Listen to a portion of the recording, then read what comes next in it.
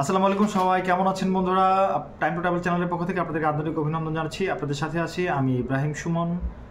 সবাইকে অনুরোধ করবো চ্যানেলটি সাবস্ক্রাইব করে রাখার জন্য। চলুন আজকে মূল আলোচনা চলে যায়। আজকে কথা বলবো ক্রোয়েশিয়ার কিছু ব্যাপার নিয়ে। ক্রোয়েশিয়াতে এখন ভিসা হচ্ছে কি না? ক্রোয়েশিয়াতে এখন ভিসার ইস্যু খুবই ভালো ভিসা হচ্ছে এবং বাংলাদেশিদের সব থেকে বেশি ভিসা দিচ্ছে ক্রোয়েশিয়া এই মুহূর্তে, এই চলমান সময়ে। আমাদের যে সমস্যাটা ছিল যে আমাদের ক্রোয়েশিয়ার জন্য ইন্ডিয়াতে যাওয়া লাগতো অথবা নেপালে যাওয়া লাগতো। তো ক্রোয়েশিয়াতে এখন কোথাও যাওয়া লাগবে না, বাংলাদেশ থেকে আমরা আবেদন করতে পারবো ক্রোয়েশিয়া ভিসার জন্য। তো সেক্ষেত্রে আমাদের ক্রোয়েশিয়ার কিছু ডিমান্ড আমরা এই সুবাদে, আমরা এর আগে ক্রোয়েশিয়ার কাজ করি না এই ঝামেলা, এই ইন্ডিয়ার ঝামেলার জন্য আমরা ক্রোয়েশিয়া থেকে দূরে ছিলাম।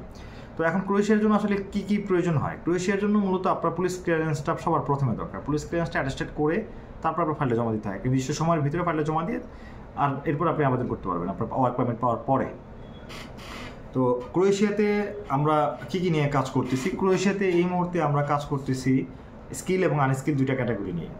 অর্থাৎ কনস্ট্রাকশন স্কিল যদি আপনি থেকে থাকেন, অর্থাৎ আপনি যদি কাজ জেনে থাকেন, আপনি যদি ওয়েল্ডার হয়ে থাকেন, আপনার যদি শেফ স্কিল থাকে, আপনি যদি শেফ হয়ে থাকেন, আপনার রান্না করার, অর্থাৎ আপনার হোটেল বা রেস্টুরেন্টে যদি শেফ থাকেন তাহলে আপনি কাজ করতে পারেন।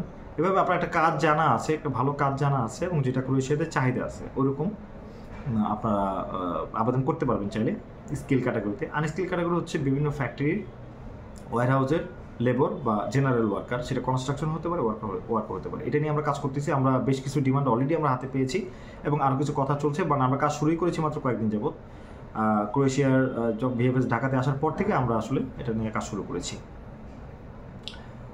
তো ঢাকা থেকে ক্রোয়েশিয়ার অ্যাপ্লিকেশনের সুযোগ আছে। একটা লোক নেপাল বা ইন্ডিয়া থেকে যদি ক্রোয়েশিয়াতে অ্যাপ্লাই করতে চায় তাহলে তার ভিসা হোক বা না হোক, তার একটা ব্যক্তিগত খরচ চলে যায়। অনেক এজেন্সিগুলো বিশেষ করে এই খরচগুলো তারা বহন করে না, এগুলো ক্লায়েন্টের বা যাত্রী নিজেরই বহন করতে হয়। এটা একটা বড় ধরনের প্রবলেম ছিল।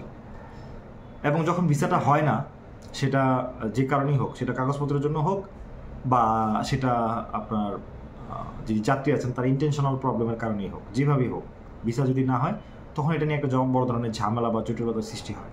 এই টাকা পয়সা বা এই খরচগুলো নিয়ে, এই খরচগুলো কে দিবে, আমার এত টাকা খরচ হয়েছে, এই ধরনের ঝামেলাটা আসলে হয়। এখন আর এটা হওয়ার সম্ভাবনা নাই।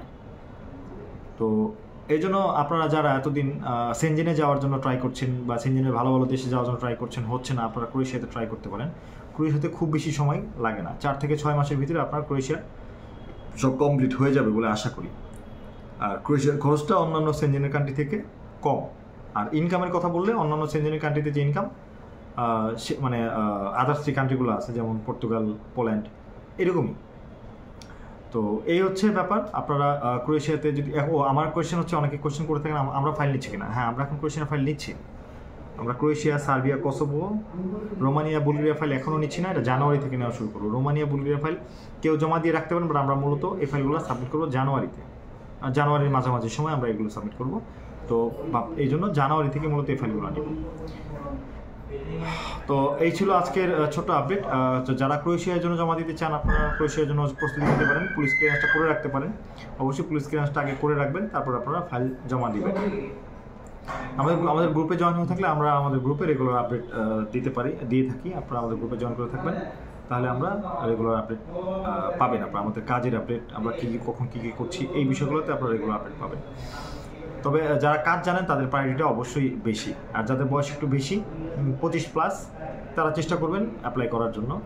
আর যারা 25-এর নিচে আছেন তাদেরকে বলবো ভিসাতে হবে না তা না, বাট মানে রেশিওটা একটু কম। তারা কোসোভোতে ট্রাই করতে পারেন বা অন্যান্য কান্ট্রি যেগুলো আছে মলদোভাতে ট্রাই করতে পারেন, ইউরোপ যদি টার্গেট থাকে।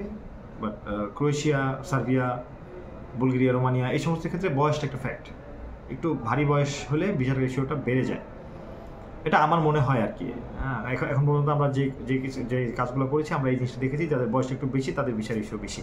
বয়স কম থাকলে, ম্যারিড থাকলে, বয়স বেশি থাকলে, কাজের এক্সপিরিয়েন্স থাকলে, একটু শিক্ষিত থাকলে ভিসার রেশিওটা বেড়ে যায়। তো এই ছিল আজকের আপডেট।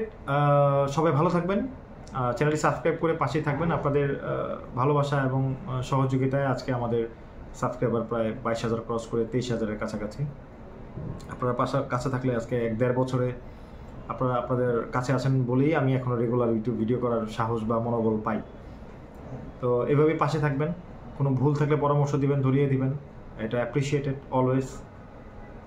সেই আপনাদের জন্য শুভকামনা রইল। দেখা হবে পরবর্তী ভিডিওতে। আসসালামু আলাইকুম।